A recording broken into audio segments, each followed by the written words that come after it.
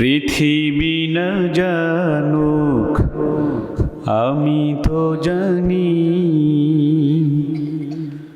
আমি কি পাপ করেছি হায়।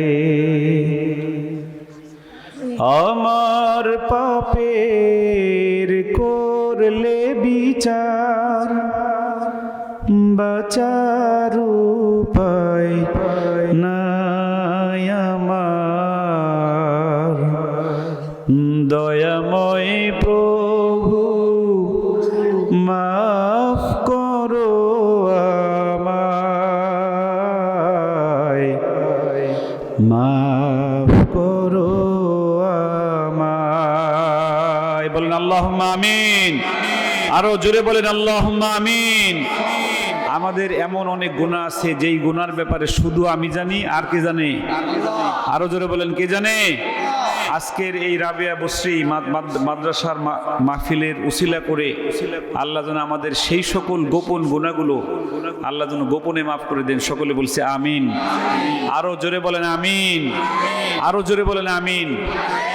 আসলে কথা বলার মতো তেমন কিছু নেই। আজকে এই মাহফিলটা একটু ব্যতিক্রম পেয়েছি। আমাদের স্টেজে আজকে সব সময় স্টেজে দেখা যায় মুরব্বীরা আলেমরা থাকে।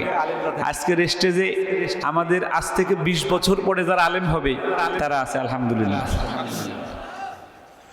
মানে 20 বছর পরে যারা আলেম হবে, এই যে মানে আগামী 30 বছর পরে যারা স্টেজের এই জায়গায় বসে ওয়াজ করবে তারা এখানে আছে। আমি খুব খুশি হয়েছি। সবাই বলেন আলহামদুলিল্লাহ। আল্লাহ আমাদের এই স্টেজে যারা আছে, আমার প্রিয় আব্বা জানরা আর কি, ছোট ছোট বাবারা, আল্লাহ এদের সবাইকে আল্লাহ আজ থেকে 20 বছর পরে বা 15 বছর পরে আল্লাহ প্রত্যেককে যেন আল্লাহ বড় বক্তা বানায় দেয়। বলেন আমিন। আরো জোরে বলেন আমিন। তোমরা কি বক্তা হতে চাও? তোমরা বক্তা হতে চাও? রায়হান ভাইয়ের সময় গজল গাইলে না দি, কিভাবে বক্তা হইবা? তোমাদের মুখ বন্ধ ছিল। আমি একটা গজল গাইবো, আমার সাথে যে গাইবে তাকে পুরস্কার দেবো 100 টাকা। 100 টাকা? এই যে দেন সোজা হয়ে বসতেছে, টাকার কথা কইছি, সোজা হয়ে বসতেছে। আলহামদুলিল্লাহ। আমার সাথে রাসূল প্রেমের একটা গজল গাই। হ্যাঁ, আমাকে ওইখান থেকে 1000 টাকা ভাঙতে দিন তো।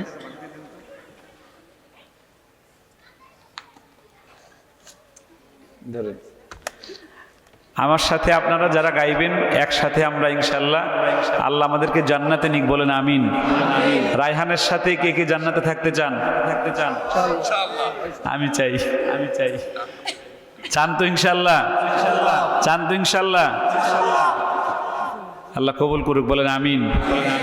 আপনাদের সাথে যেন আল্লাহ আমাকে জান্নাতে রাখে। আমি আল্লাহর কাছে আজকে এখান থেকে দোয়া করছি, আল্লাহ যেন এই পিচ্ছি পিচ্ছি বাবাদের সাথে যেন আল্লাহ আমাকে জান্নাতে রাখে। বলেন আমিন। আরো জোরে বলেন আমিন।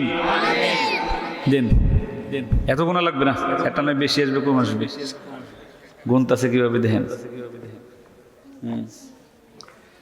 আচ্ছা, রাত 12টা বেজে গেছে। কোন গজলটা গাইবা? আমার গজলটা আপনারা শুনছেন? জি না, অনেক পরে কইছে। আচ্ছা, নাত বলবো না হাম বলবো?